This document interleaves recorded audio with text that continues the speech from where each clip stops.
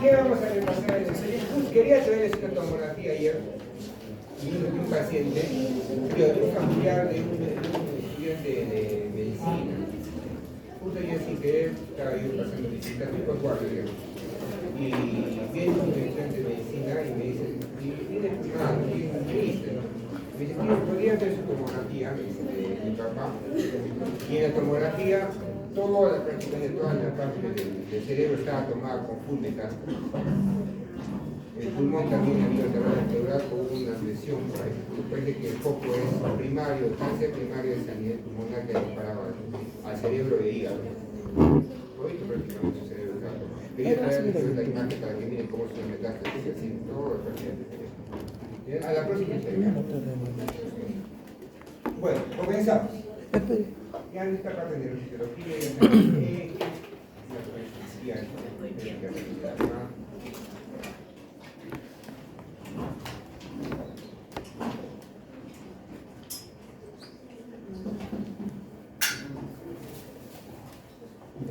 como les he comentado, la parte de lo que es el simpático y el parasimpático. Recuérdense la distinción, donde sale el simpático, donde sale lo que es el parasimpático. Igual, ¿qué más tiene que acordarse? Lo que son la parte de lo que es la neurona postangular. La parte simpática tiene que actuar en la acetilcolina, aquí es justamente lo que es la neurona. Es por culpa de esto, o es a consecuencia de esto, que por ejemplo en el síndrome de Horner, que me estaba estudiando, que había anidrosis, ¿no? ¿Y por qué había anidrosis? Porque no había estímulos simpáticos, se había cortado el estímulo simpático. Entonces, y el estímulo simpático con el neurotransmisor, para que justamente no haya esa liberación de sudor, justamente va a ser lo que es la acetilcolina, ¿no? Entonces, la acetilcolina va a ser el neurotransmisor postganglionar, mejor dicho, en la parte simpática, y en el que va a causar generalmente lo que es la anidrosis. Cuando ustedes miren algún caso clínico, cualquier cosa que ustedes vean anidrosis, ¿no? Generalmente va a ser justamente por una alteración del estímulo simpático. Ya, no se olviden, les he comentado también en clase, ¿no? Siempre hay una pregunta sobre esto. ¿Ya? Bueno, bien,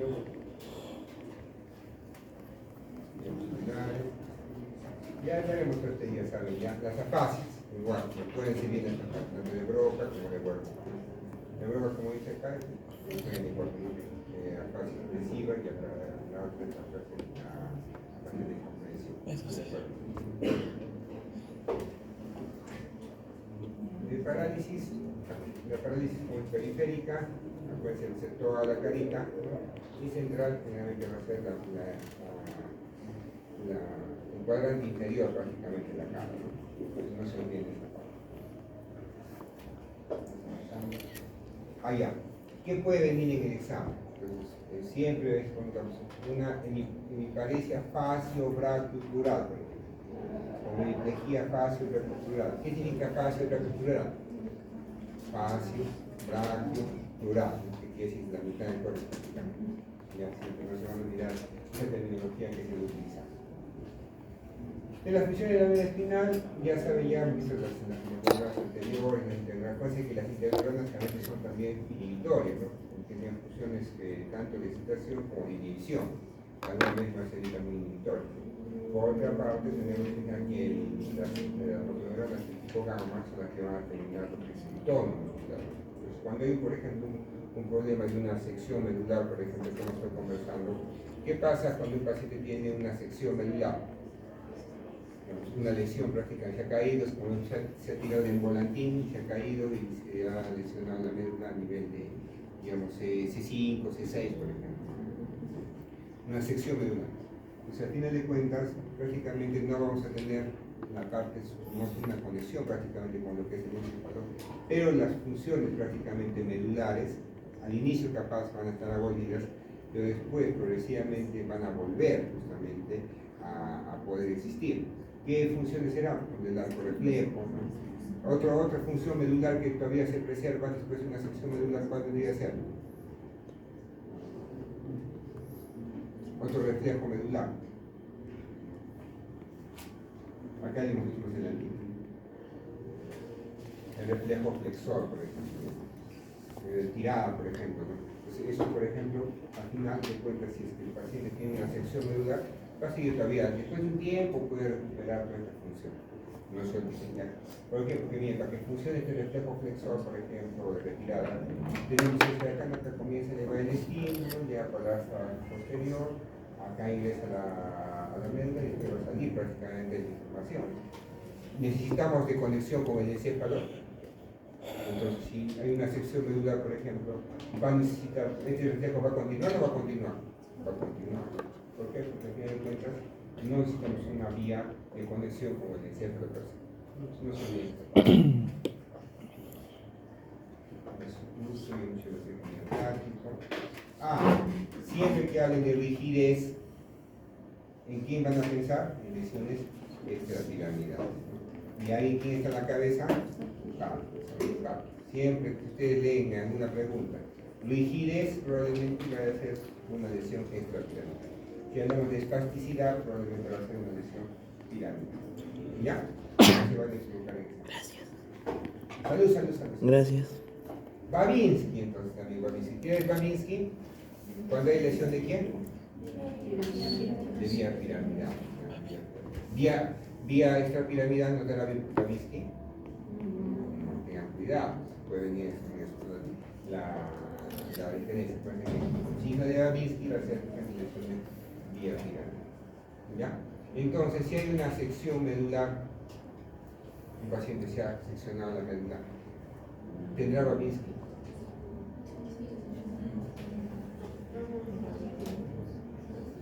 Sí, pues sí, Babinski. ¿Pero quién estamos lesionando ahí? La vía piramidal. Pero estos reflejos, por ejemplo, que van a ser prácticamente en la parte de médula, van a tardar en aparecer en el shock, por ejemplo, porque ahí la sección medular no va a existir capaz ningún tipo de función medular.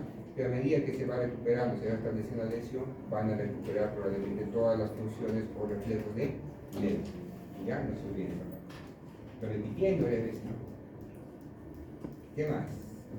No, tengo esta parte, les comentar que para continuar esta parte, lo que es retirar, lo que comentar, enderezamiento, calambres, igual esta otra parte.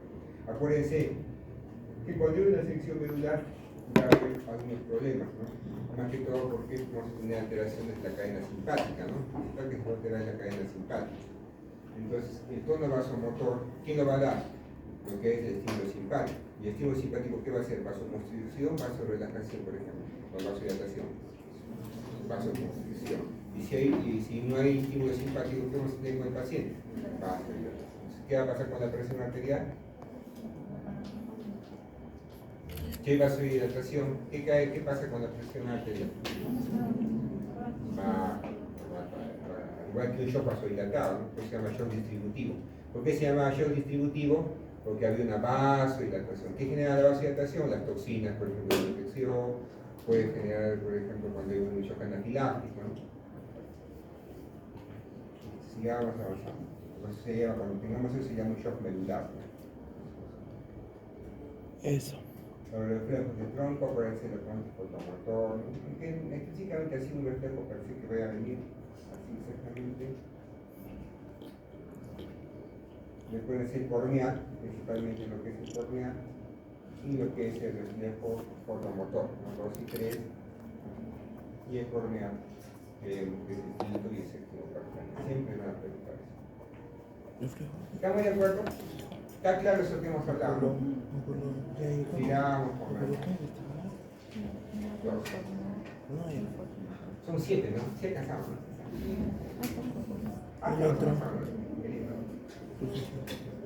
La corteza motora ya voy a dejar esta parte, que son los vicios, ya hemos hablado de la parte de la corteza motora. Se acuerdan que la primera motoneurona va a ser la que está prácticamente en la corteza cerebral, y ese fascículo que va a salir desde la corteza cerebral hasta toda la parte de la médula va a ser el ciclo córtico-espinal, el principal prácticamente la principal vía, que fue la vía piramidal. Cuando teníamos lesión de vía piramidal, que tenía paciente Babinski, ¿no? Solamente, digamos, ¿qué puede lesionar en la corteza, o sea, la motoneurona superior o la primera motoneurona? solamente una CD. Otra lesión, otra patología que pueda generar una lesión de primera motoneurona. Traumatismo, muy bien. Otra lesión, otra patología que puede alterar justamente esta parte de acá, los axones. La esclerosis múltiple. ¿Qué es la esclerosis múltiple? Parte también un proceso de desmielinización, inclusive como un influjo autoinmune prácticamente, ¿no? Va a desmielinizar prácticamente fibras. Acá está bien, la neurona está bien, pero acá comienza a desmielinizarse, ¿no? Se comienza a lo que es esclerosis, a esclerosar. Y si se comienza a esclerosar acá, podrá transmitir el impulso saltatorio, podrá transmitirle la información de la corteza al resto del cuerpo.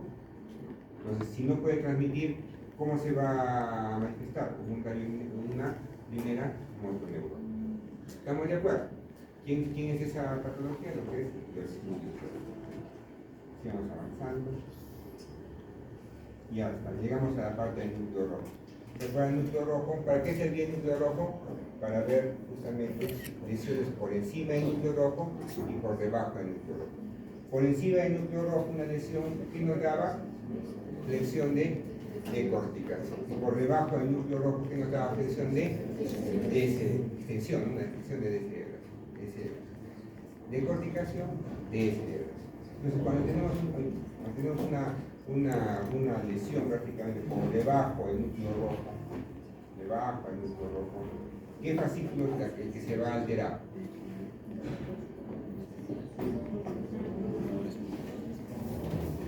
Si acá hay una lesión, por encima del núcleo rojo, ¿qué nos va a dar? Decorticación, ¿no? Por debajo del núcleo rojo, ¿qué nos va a dar? Descerebración. Y si yo corto acá por una lesión acá, ¿qué fascículo es el que se va a malograr acá? ¿Qué fascículo se queda acá? Rubro. No se olviden. Cuando hay lesiones del fascículo rubroespinal, ¿qué vas a generar? Lo que es la extensión, ¿no? La postura de descerebración. ¿Ya? ¿Y por qué? Ya hemos visto por qué, porque tiene que ver con lo que es el núcleo reticular vulvar. ¿Y qué hacía el núcleo reticular vulvar? Relajaba los núcleos gravitatorios. Pero como no hay este estímulo, ¿qué va a primar? Los núcleos reticuloespinal. ¿Qué va a hacer esto? Excitar los núcleos antigravitatorios. Prácticamente, ¿qué va a hacer? Extender prácticamente la columna y vamos a tener prácticamente la postura de descerebración. ¿Cómo es descerebración? Así, ¿no? Decorticación. Entonces, cuando hay lesión del fascículo rubroespinal, ¿qué nos va a dar? Decorticación, descerebración. No se olviden, ¿no? Inclusive es la imagen de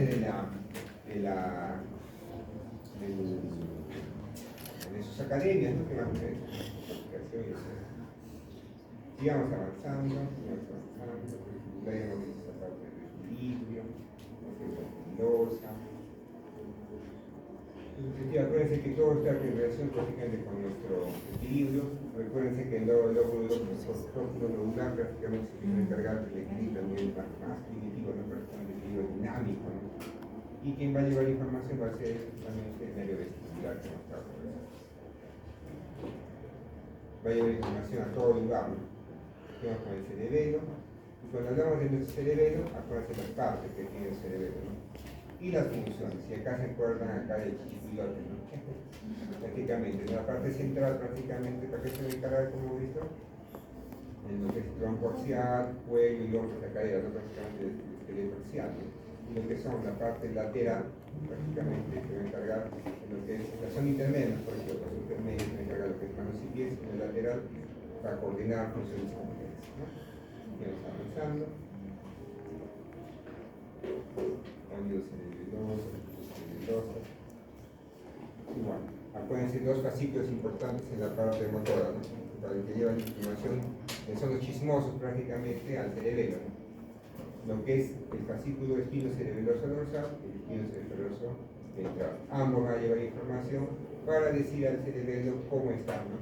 Lo que hace decir la parte motora y lo que es la parte sensitiva prácticamente para llevar la información al cerebelo para que pueda tomar una decisión.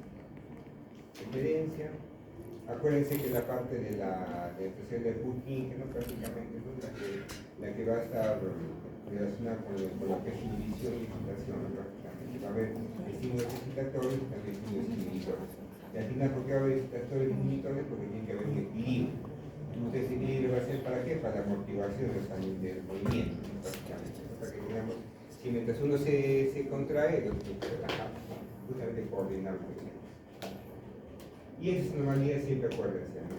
Lo que es simetría, o lo que es ataxia, ¿no? Movimientos coordinados. La dismetría es viene a ser lo que no predice la distancia.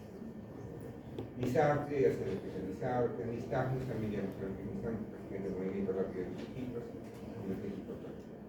Los ganglios basales, esto sí va a venir seguramente los examen, ¿por qué? Porque tienen que ver lo que es las dos vías, con la vía del putamen y la vía del caudal.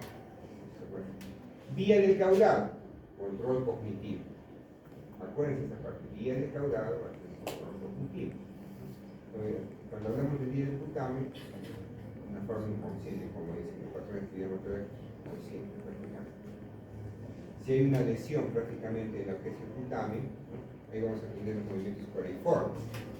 Basta que haya una lesión en lo que es el putamen, por ejemplo, vamos a llevar a que probablemente ese paciente tenga movimientos coreiformes. Estamos avanzando. Y acá aquí tenemos los neurotransmisores. ¿Qué neurotransmisores tenemos en los ganglios basales? Lo que es el GABA, la dopamina y qué más, la acetilcolina. El GABA ya sabemos que es inhibitorio, la dopamina va a contar como inhibitorio, y la acetilcolina es excitatorio y inhibitorio. Que sí va a tener capaz dos acciones. Y también de una manera excita a las neuronas para liberar justamente lo que es el GABA, por ejemplo, para que pueda, digamos, ser también un control inhibitorio. Entonces, al final, acuérdense, GABA es inhibitorio, dopamina inhibitorio, pero la acetilcolina puede ser también tanto excitatorio como inhibitorio. Es decir, no todo acá es inhibición, también es excitación. ¿De acuerdo? Estamos avanzando. Parkinson, sí. Ya sabemos que se llama la Parkinson, no va a haber prácticamente dopamina. No hay neuronas dopaminérgicas. Quiere decir que no hay neuronas que van a liberar dopamina. Entonces, cuando vemos de los síntomas prácticamente de Parkinson, ¿qué va a ser un paciente que tenga rigidez, ¿no? temblor justamente? Y solamente es la parte motora la que está alterada, no, también va a ser la parte justamente problemas en el habla, problemas en la marcha, fatiga, ¿sí? De los pacientes. Entonces, justamente va a ser por problemas que no vamos a tener dopamina. Si no tenemos dopamina, ¿con qué vamos a tratar? Medicaciones para aumentar la dopamina. Que está una L-dopa y también los inhibidores que están a la velocidad para de alguna manera ayudar a que tenga mayor cantidad de dopamina en el cuerpo. El viperideno, que es un anticolinérgico. ¿Y para qué va a servir este anticolinérgico? Puede ser que hay un equilibrio entre lo que es la dopamina y la acetilcolina prácticamente en los ganglios basales. Como ya no hay dopamina, ¿qué va a primar? La acetilcolina. La acetilcolina va a generar que haya temblor, que haya rigidez. Entonces, ¿cómo lo bajo los síntomas? Con el viperideno, que es un anticolinérgico. ¿Ya? Y vamos a partir acá. Acuérdense que en el Huntington, por la Corea de Huntington, es justamente una lesión prácticamente, una aparición, como es el putamen. Acuérdense que cuando hablamos del putamen, decimos que va a tener movimientos coreiformes por el paciente, probablemente. Y acuérdense que está relacionado estrechamente con lo que es el GABA. Prácticamente no va a haber GABA. Y no va a haber prácticamente pérdida de la inhibición. Si perdimos la inhibición, el paciente va a tener movimientos desordenados, ¿no? Pero que decimos que son movimientos coreiformes. ¿Qué más? Después vamos a mirar esto, ya hemos visto esto. Las polineuropatías, como el síndrome de Guillain-Barré. ¿Qué era el síndrome de Guillain-Barré? ¿Cómo se daba? Realmente es una desmiyelización prácticamente de los axones periféricos y que va a ser una pérdida de la función motora de progresiva, ¿no? Una progresiva ascendente, ¿no? Ascendente de la parte distal a la parte proximal, ¿no? Progresivamente va a perder la fuerza. ¿Y por qué va a ser? Prácticamente porque las vainas de desmiyelización progresivamente destruyendo, Parkinson que hemos visto, ya hemos visto el esclerosis múltiple, lo que puede causar una desmiyelización a nivel justamente de la sustancia sustancia blanca prácticamente en el cerebro, y al final nos va a llevar a que no haya una transmisión de la información de la primera motoneurona hacia el resto del cuerpo. Entonces prácticamente tenemos un síndrome de primera motoneurona. O sea, acá tenemos, ¿no?, la parte de lo que es la esclerosis múltiple. Por acá viene la información, pero cuando pasa esclerosol ya no pasa. Viene por acá, acá está la neurona, manda su axón, pero como acá es esclerosol ya no pasa. Si llegará información a la parte inferior, no. Seguimos avanzando, acá se lesiones desminimizantes en la parte de la corteza. Y esto prácticamente que ya tenemos, ¿no? Eso sí, sí. Seguimos avanzando. ¿Quién sigue ahora? La 13.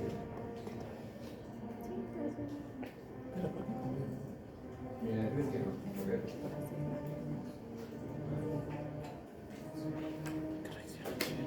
Ya las tres científicas ustedes ya saben, y acuérdense, esta parte de acá es interesante. Acuérdense que a más potencial del receptor, o a más estímulo de ese receptor, a más despolarización, si quieren, de ese receptor, vamos a tener mayor potenciales de acción, en principio justamente.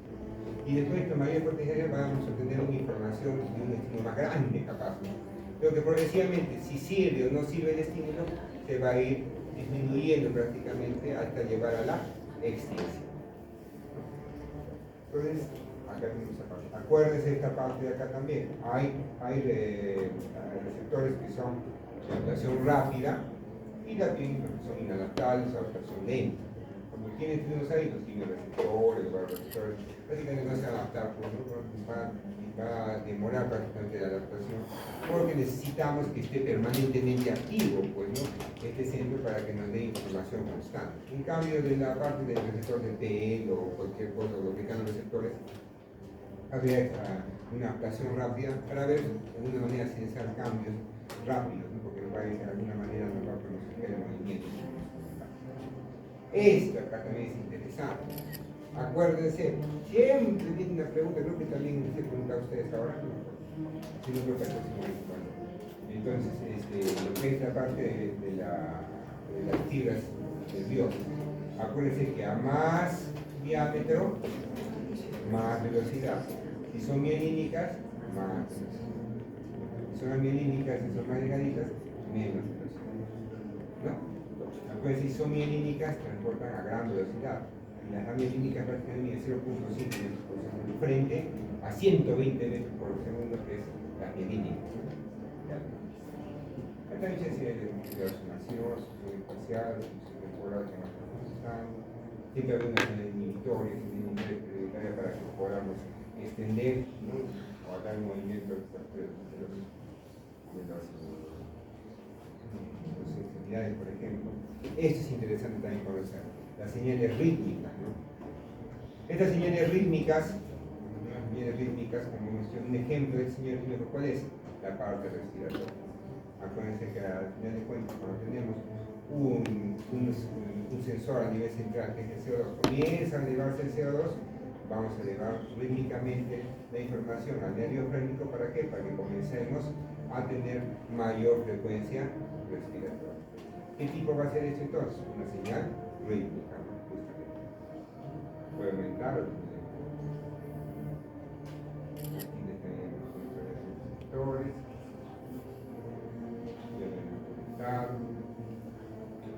Las vías sensitivas para la transmisión del sistema nervioso central, acuérdense que, miren, tanto el sistema de columna dorsal del disco mediano como el anterolateral son fibras mielínicas y mielínicas. Pueden ser grandes o pequeñas, pero ambas son mielínicas, ¿no? Obviamente las de dorsal del disco mediano van a ser un poco más grandes, ¿no? Pero son más grandes, va a cumplir más velocidad. En cambio, las fibras del sistema anterolateral van a ser más pequeñas, transmiten a menos velocidad, ¿no? ¿Está? Acuérdense que la parte de la columna dorsal del disco medial no cruza, sube hacia arriba y recién cruza el nivel de adultos con Brasil, a diferencia del sistema anterolateral, cruza inmediatamente. No se olviden de esta parte. Siempre realizan esa pregunta, ¿si cruza o no cruza inmediatamente la información? Seguimos avanzando, todo el cuerpo. ¿Qué es la asterognosia?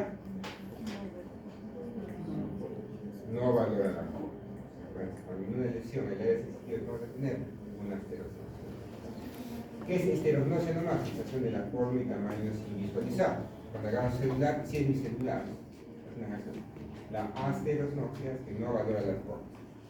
No se olvide. Seguimos avanzando. Una información, esta parte. Acuérdense, igualito acá, la transmisión de señales desde el vía antilateral rápidamente, inmediatamente va a cruzar la diferencia con la parte de la columna dorsal del disco medio. Acá no cruza, después recién va a cruzar. En cambio acá en la parte de lo que es la vía antilateral cruza inmediatamente. ¿Y qué va a llevar esta vía antilateral? Precisamente dolor, temperatura, tanto crucero. ¿Qué más? ¿Qué más viene? Este de acá. Siempre preguntan la parte de lo que tiene percepción del dolor. El dolor rápido, agudo, ¿por dónde se va a ir? Por el fascículo neoespinotalámico. Mientras que el dolor crónico, lento crónico, ¿por dónde se va a ir? Por el fascículo cardioespinotalámico. No se olvide. El dolor rápido, ¿por qué se va? ¿Cuál es su neurotransmisor principal? El glutamato. El dolor lento, ¿cuál es su neurotransmisor principal?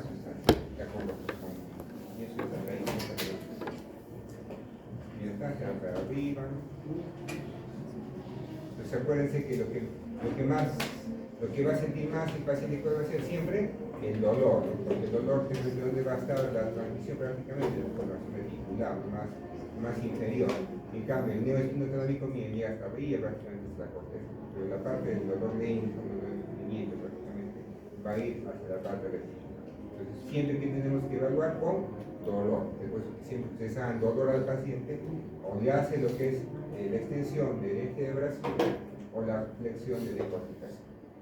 ¿No? Vamos avanzando. ¿Y cuáles son las vías de supresión del dolor? Finalmente van a estar encabezadas por quién? Por lo que es la encefalina y la serotonina. Encefalina y serotonina. Encefalina y serotonina. Ahí tenemos también las endorfinas. ¿Cuál es el antagonista de los opioides? El reversor o el antídoto cuando hay una intoxicación por morfina, por fentanilo, que son opioides, la naloxona. No se olviden, es práctica clínica. Cuando hay un paciente con intoxicación por opioides, se ha puesto mucha morfina, se ha puesto mucho fentanilo, ¿qué tendría que poner? La naloxona. ¿Hay en el Perú? No hay naloxona. Si genera una depresión respiratoria de la morfina, ¿qué tendría que hacer con el paciente? Tapar la ventilación asistida hasta que pase su efecto prácticamente del opioide, ¿no? Vemos la presión respiratoria, del dolor referido.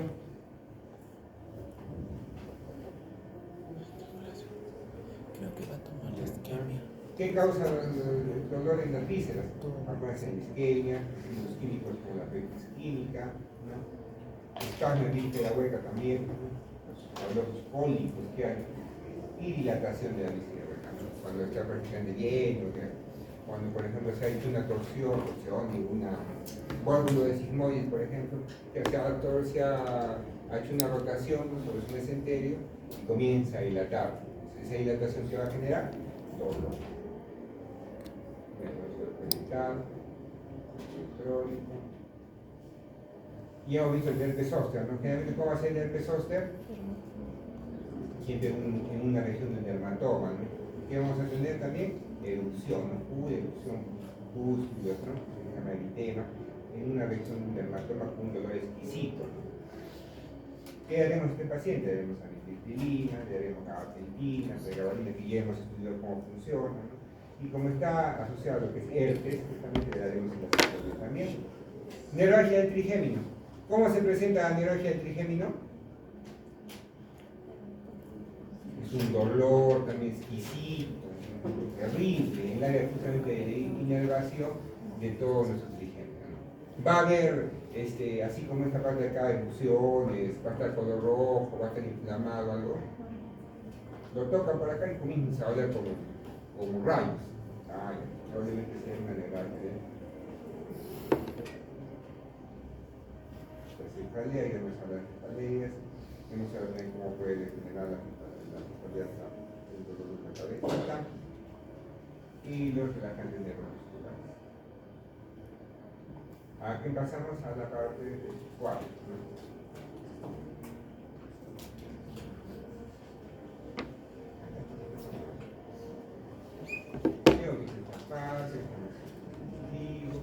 Acuérdense que los carbamazepina, ¿qué se usaba para lo que es la neuralgia del trigémino? La carbamazepina, ¿se acuerdan? Finalmente que va a bloquear los canales de sodio a nivel central. Justamente el sodio importante va a estar implicado en la despolarización. La miocaína también tiene que bloquear los canales de sodio para que no transmitan la información. Por un ratito, reversible. Sináptica.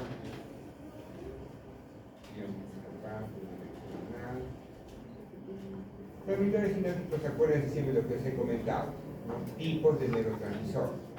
Son aminas, son aminoácidos o son neuropéptidos. Siempre se preguntan eso. Ya con sus palabras, creo que ya se preguntó en la anterior fase, ¿no? La anterior semestre. Puede ser que el antídoto de órganos corporados, ¿cuál va a ser? La proteína. En la miastenia gravis. ¿Por qué será la miastenia gravis? Va a haber autoanticuerpos contra receptores anticolínicos a nivel de la placa neuromuscular. Entonces ahí viene la pregunta, que ya están troques en los neurotransmisores y en la parte de receptores también. En la parte, en la hendidura sináptica, ¿qué tipo de receptores de ese tipo de tendrá? ¿Muscarínicos o nicotínicos? Nicotínicos. Que a ver, anticuerpos contra receptores nicotínicos en la parte de la placa neuromuscular. ¿Y dónde salen esos receptores que sean esos anticuerpos contra esos receptores? Una de las patologías, por ejemplo, que nos da esta miastenia gravis que se relaciona es cuando tiene el paciente un timoma, por ejemplo. ¿Han hecho el timoma? Una tumoración del timo. Si acuerdan del timo, prácticamente va a estar relacionado con la maduración del linfocitos, toda esta parte. Entonces, como no hay una buena regulación, van a tener linfocitos que van a secretar justamente, que van a producir anticuerpos contra esos receptores. ¿Ya? Cuando hablamos de timoma, por ejemplo, va a haber esta parte. Entonces, ¿qué le damos al paciente en el tratamiento? La lo que quiere decir fármaco que inhibe la destrucción de la acetilcolina por la acetilcolinsterasa. Si yo le doy al paciente, por ejemplo, una acetilcolinesterasa, un bloqueo de acetilcolinsterasa, un bloqueo de acetilcolinsterasa, obviamente va a aumentar mi acetilcolina y va a mejorar mis síntomas. Y para que eso sea la metaféresis, voy a sacar todos los anticuerpos que están en el cuerpo. De los neurotransmisores, acuérdense, acetilcolina, glicina y GABA y no. ¿Qué más? Glutamato y el principal excitador. Entonces, acuérdense que hay en el cambio basal, por ejemplo, la parte de acetilcolina, hay lo que es GABA, hay lo que es la dopamina, obviamente, es un inhibidor. ¿Qué otra patología ven ustedes, por ejemplo? Que no está bien. Yo he visto que también han hablado los otros grupos. Entonces, esto han visto seguramente también en microbiología, lo que es el tétanos. ¿Cómo funciona el tétanos? ¿Cuál es su mecanismo de acción? ¿Por qué nos da esos partos, esos cristos?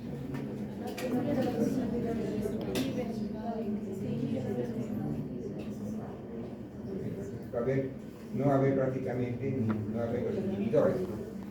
Hay ausencia de estos inhibidores, como hay ausencia de estos inhibidores, va a primar prácticamente la excitación y entonces tiene esos espacios. Liberación, esta parte.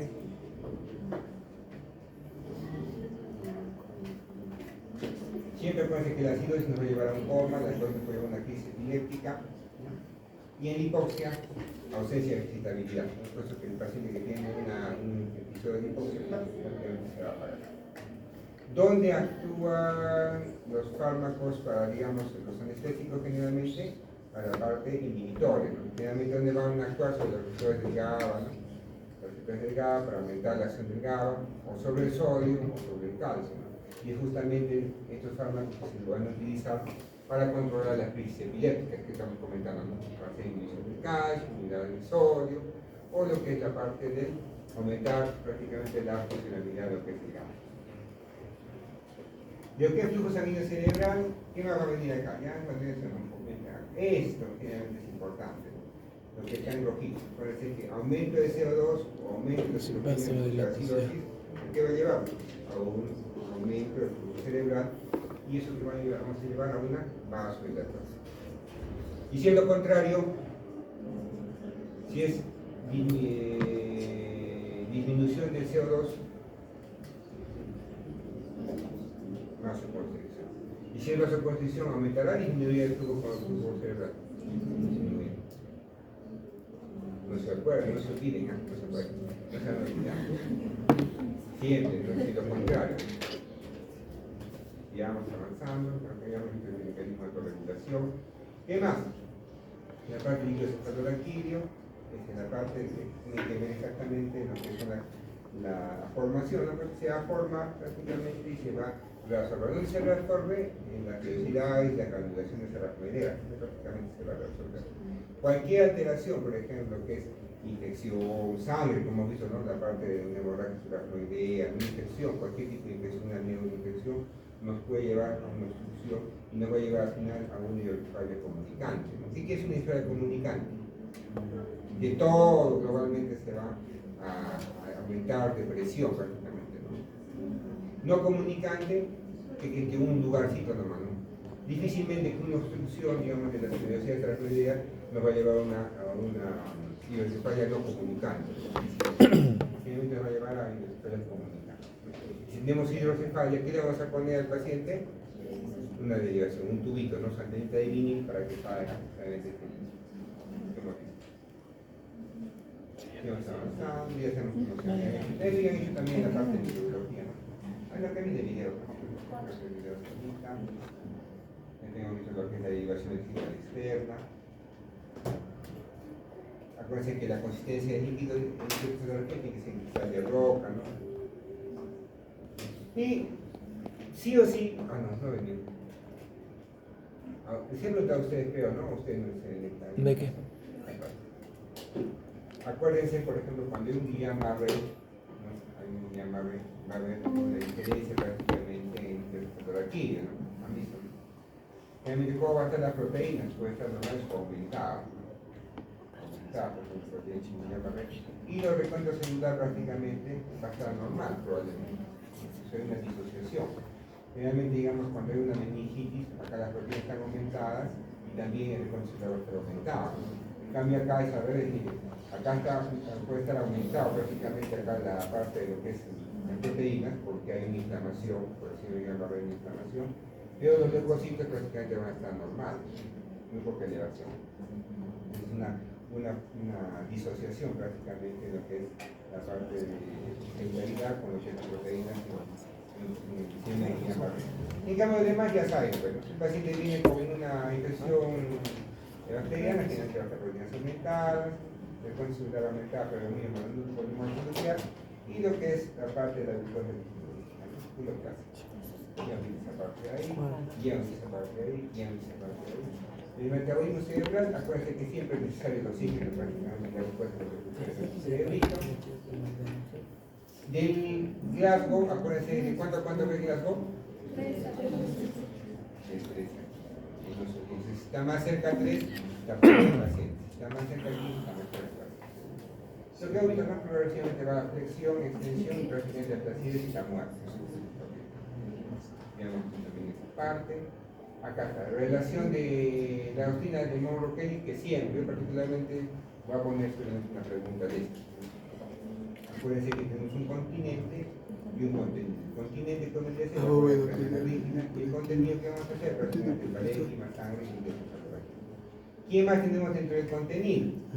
Tenemos acá las masas, cualquier tumoración, cualquier sangrado, cualquier cosa que va a estar dentro de tu cerebro va a generar un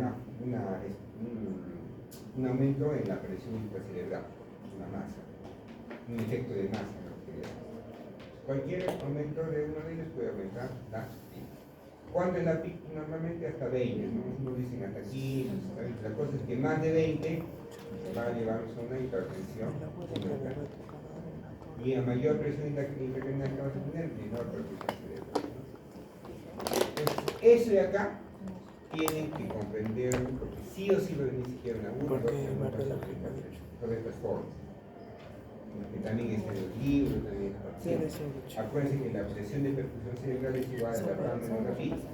Si yo quiero mejorar la presión de perfusión cerebral, ¿qué tengo que aumentar? La presión. O disminuirla. Y acá, es algo interesante también, el flujo sanguíneo cerebral. ¿Directamente proporcional a quién? A la presión de perfusión cerebral, e inversamente proporcional a quién? A la resistencia muscular.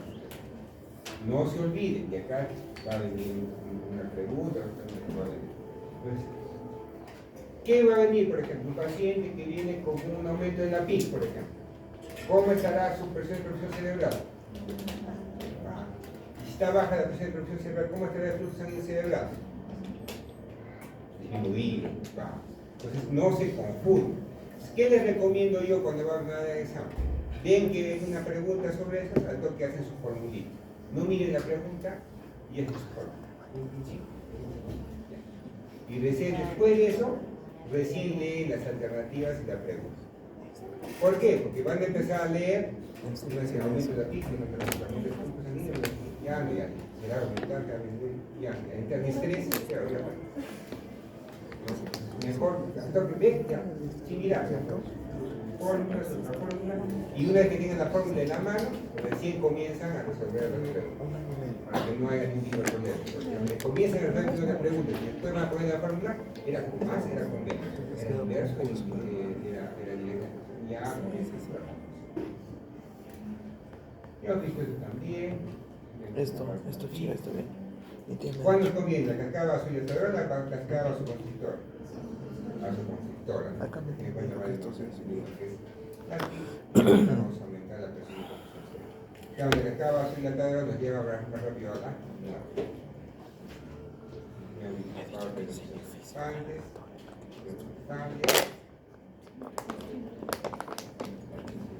¿Ya? Ya está. Edema cerebral. ¿Cuántos edemas tenemos principalmente? Dos cinco generalmente, ¿cuál va a ser? Un isquemia. Un infarto cerebral. Vasogénico. Generalmente vamos a estar relacionados a quién? A la parte hipertensiva o quién? A proceso expansivo intercraneal. Ese PI, ¿qué vendría a ser el PI? Una tumoración, un cáncer. Porque estaba contando desde el inicio de clase. Cualquier tipo de cáncer nos puede llevar al final a un edema vasogénico. Sí. Si tenemos un edema citotóxico, ¿qué tenemos que poner al paciente? Anitorno, hipertonio. Si es un edema vasogénico, ¿qué tenemos que poner al paciente? Corticoides.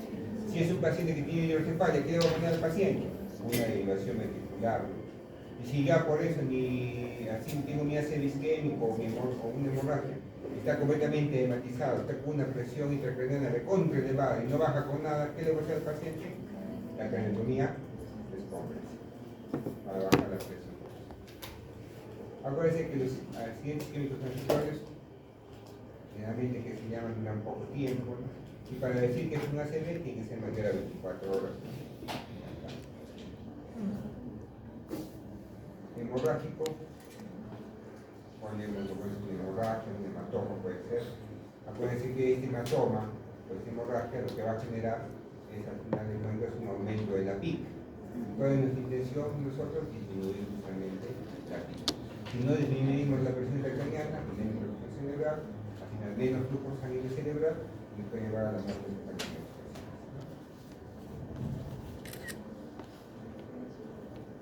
Fisher me puede ser Me te ha dicho que ese también viene. Esto sí viene. Hematoma epidural, ¿cómo era epidural?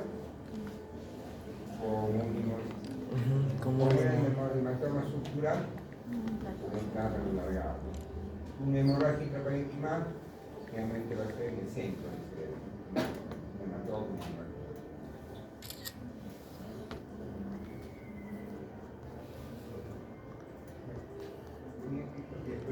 Ya, listo. Ya saben esa parte, por favor, leanlo bien, compréndanlo bien la parte de las fórmulas que nos comentan. Sigamos avanzando. Otra cositas hemos hecho, ¿no? Y el sistema inmunológico ya sabemos. Acá tenemos una formación arteriovenosa. A un ictus hemorrágico lo van a trombodizar. A un HCA lo trombodizamos o no trombodizamos. ¿A quién solamente vamos a trombodizar? A un ACV isquémico.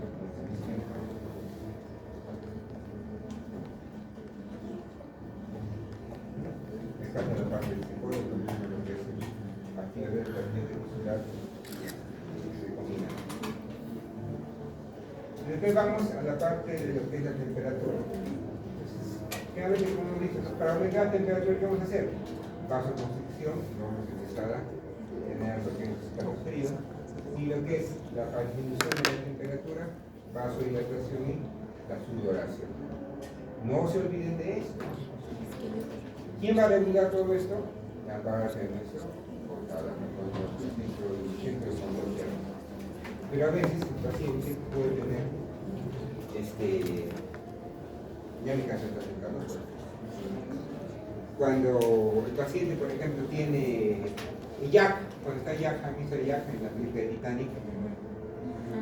Se muere, ¿con qué se muere el paciente? De Jack, o hipotermia. Hipotermia. Y esos pacientes que mueren con hipotermia, al final, ¿cómo ha sido su regulación de la temperatura? Baja. Al inicio, ¿qué pasaba? Tenían que aumentar el calor, ¿sí o no? ¿Y qué hacían entonces? Vasoconstricción. Y esa vasoconstricción al final aquí lleva muchas veces a que puedan perder sus vasos. Han visto con los alpinistas, con los alpinistas. Hay varios TikTok, ¿no? Que muestran, miren cómo están negros los dedos, ¿no?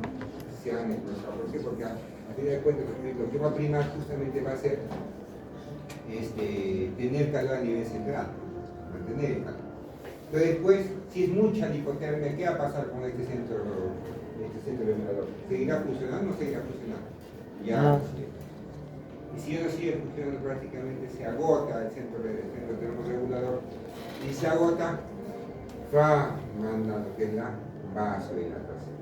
Y como manda la vasodilatación, ¿qué siente una persona? ¿Calor o frío? Cuando teníamos que se llama vasodilatación, cuando había disminución de la temperatura. Y para que tengamos una disminución de temperatura, ¿qué siente el paciente? ¿Calor o frío? Calor. Entonces, bueno, los pacientes generalmente sienten primero calor y después fallecen, pues, ¿no? Porque ya la persona prácticamente ya no hay más que regular, se agotó prácticamente. ¿Estamos de acuerdo? ¿Qué ha sentido el Jack cuando estaba muriendo? ¿Qué pasa calor? De eso que está ahí es capaz del infierno, ¿no? Sigamos avanzando, ya tenemos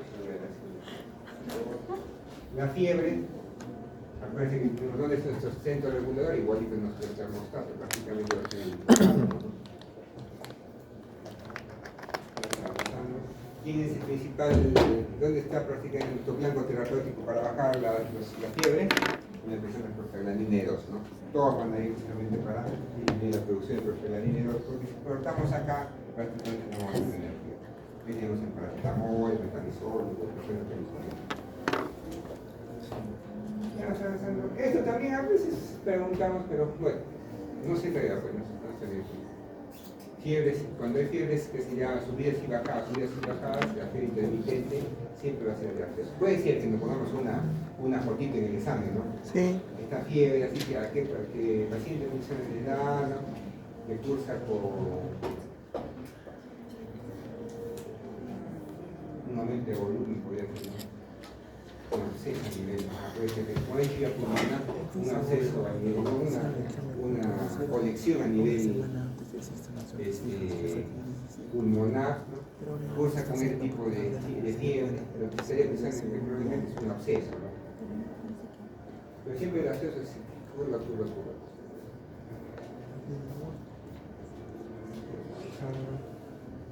¿A qué se debía lo que es la hipertermia maligna? Una alteración de la carga sónica, no terminal, mejor. Hay una contracción sostenida, prácticamente. y ¿quién lo va a desencadenar? Los anestésicos generales. Y el síndrome neuroléptico maligno, ¿quién lo va a desencadenar? Los neurolépticos. ¿En la cabeza quién está ahí?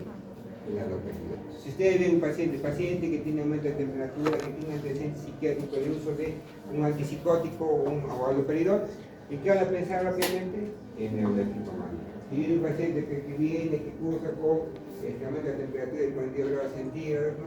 Y posterior a un acto quirúrgico, ¿en qué van a pensar? Una hipertermia maligna.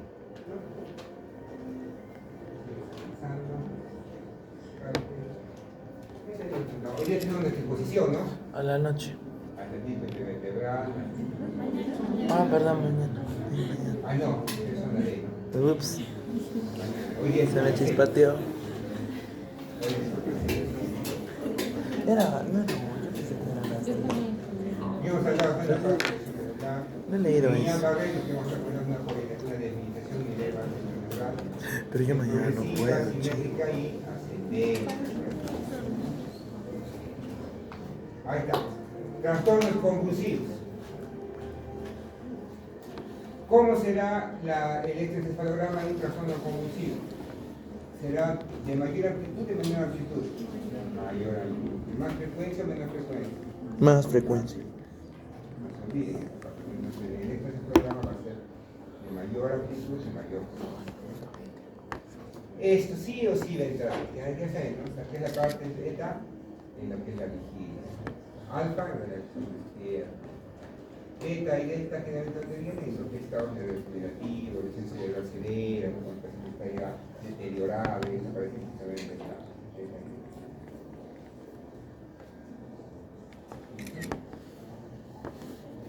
Acá está, ¿no? Justamente los tipos prácticamente convulsivos. Acá. Focal y generalizada. Si es focal, cuando se dice que es compleja, cuando hay pérdida de conciencia. Generalizada, pues en motoras y no motoras, las no motoras en el pico de ausencia típica.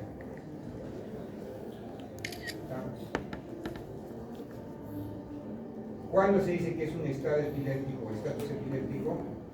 Cuando el cuadro convulsivo No remite muerte. Y lo que vamos a comentar, ¿no? ¿Cuáles son los tiempos de acción de todos los fármacos anticonvulsivantes? Sodio, calcio, sodio, calcio, sodio, calcio, sodio, calcio, GABA, todos, ¿no? GABA y calcio, no se olvide.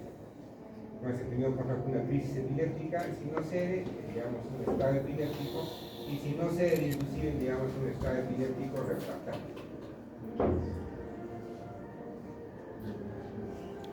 Ya estamos llegando aquí. Hasta 2. 6.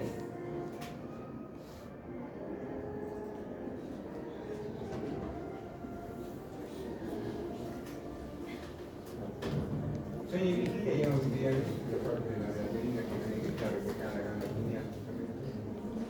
Y hoy, ¿cuándo vamos a tener las ondas? ¿No? Eso siempre viene también en el examen, el tipo de ondas. Acuérdense que en el sueño REM, ¿no? ¿Qué ondas vamos a tener probablemente? Las ondas beta. Las ondas alfa, que es la primera parte del sueño, y a medida que va a ser más profunda, que más alta. Las ondas teta, ¿qué pasa? Ondas teta. O sea, acuérdense que vamos de la vigilia, REM, no REM.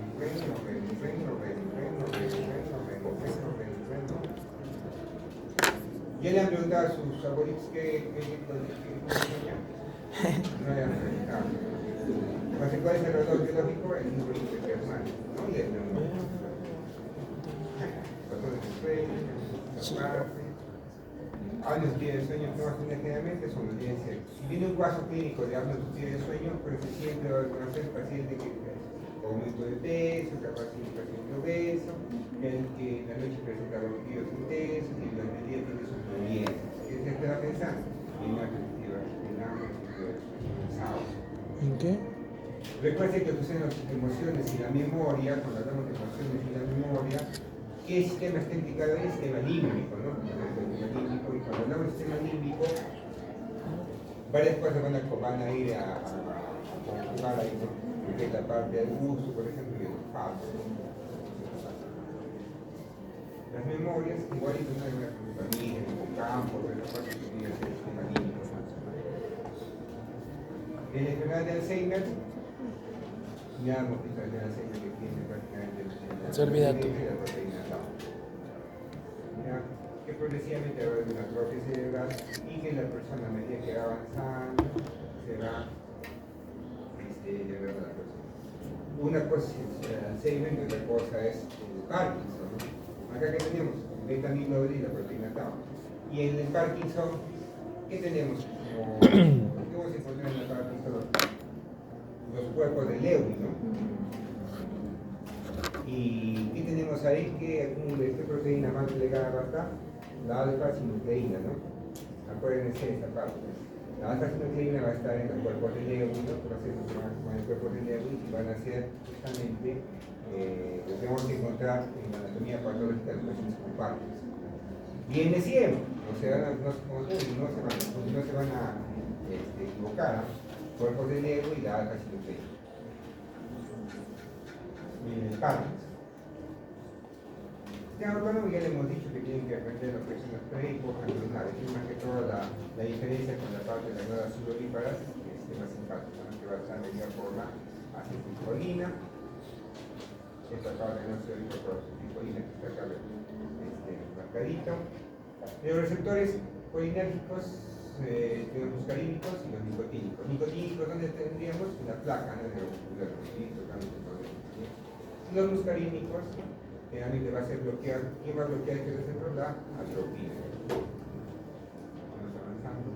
Después adrenérgicos, no se olviden que el alfa-2 adrenérgico es presináptico y va a servir para inhibir la liberación de adrenalina. No se olviden, es al revés.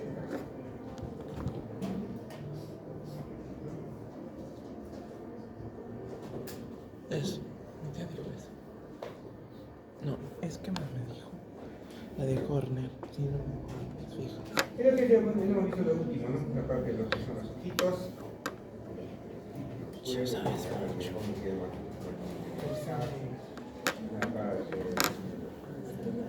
Acá igualito, mejor, no se olviden dosis, miosis y anhidrosis. ¿Por qué se ve esta anhidrosis?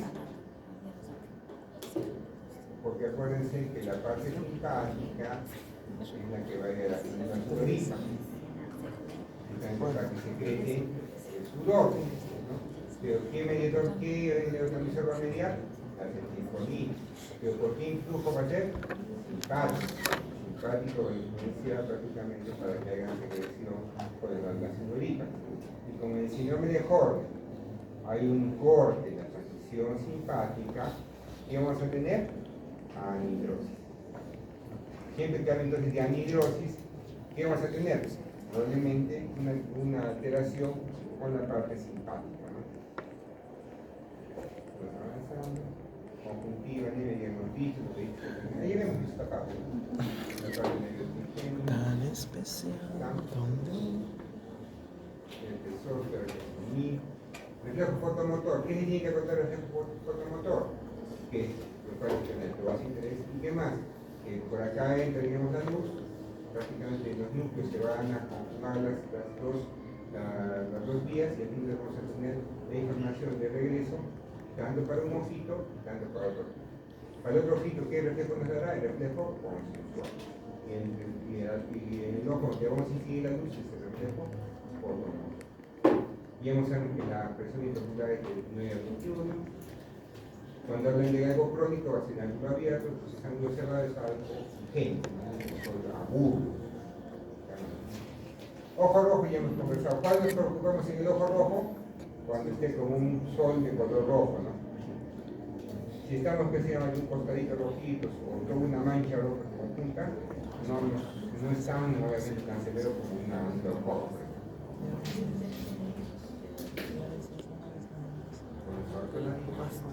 Y la última, ¿sí o no?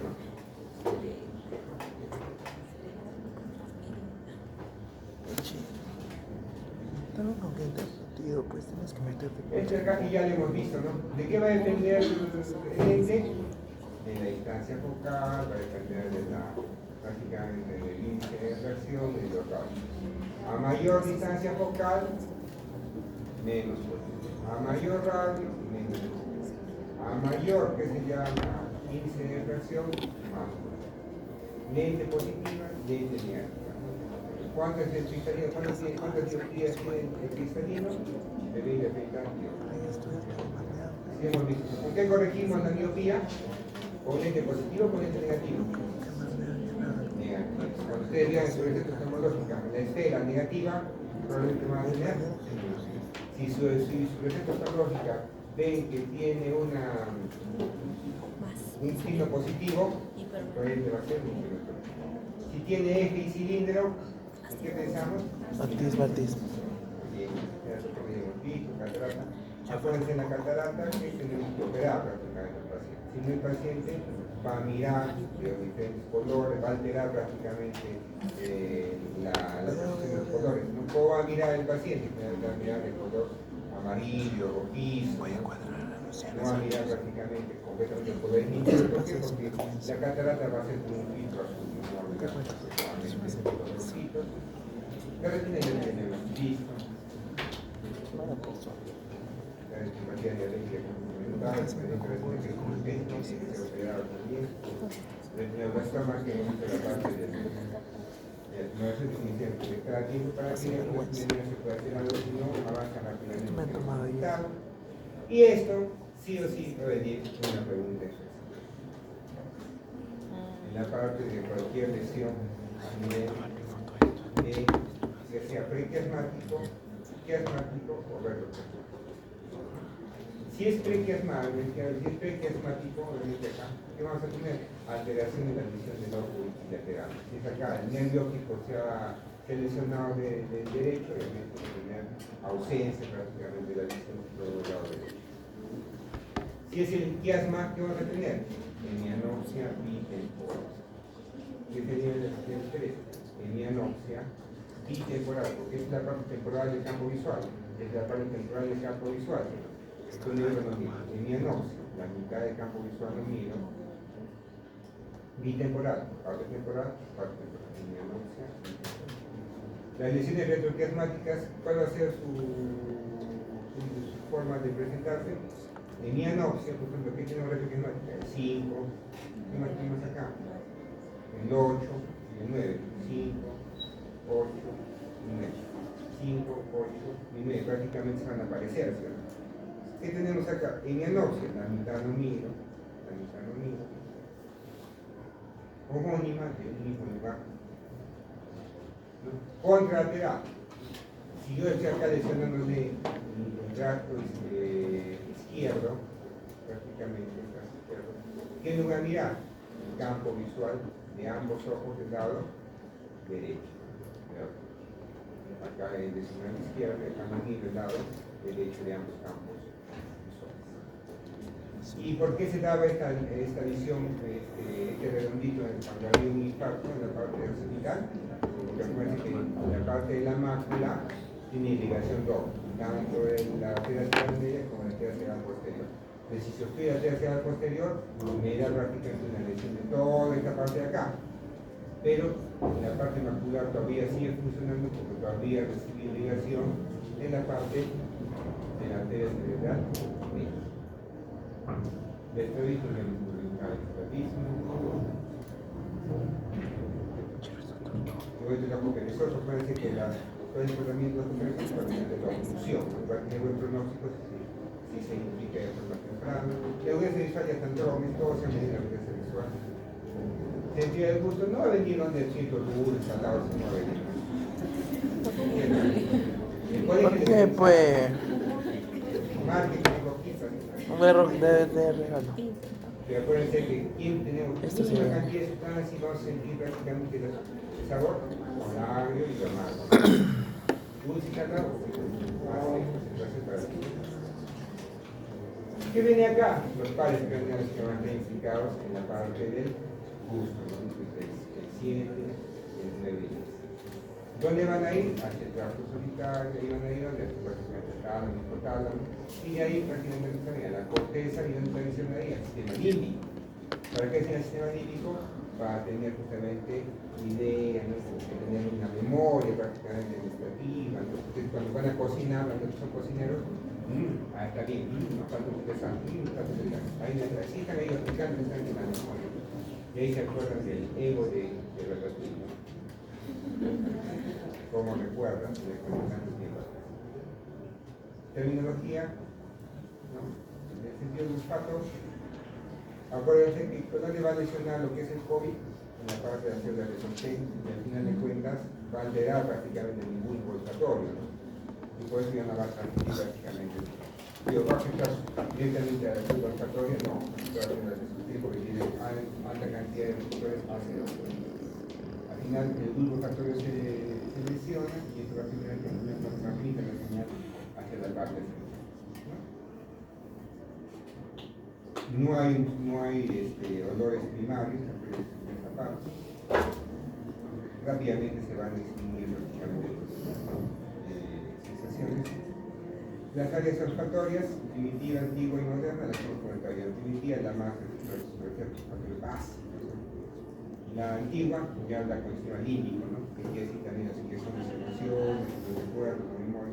Y el moderno es un concepto de análisis para tomar una decisión exacta sobre qué ese olor significa. Y lo que vamos a hablar, ¿no? Es hiposmia, cuando el COVID con lesión del bulbo olfatorio y la transmisión prácticamente hacia la parte de las áreas olfatorias. ¿Qué hemos terminado? Yo creo que están viendo más ustedes. Claro, de las notas. Espero que se haya gustado de la parte de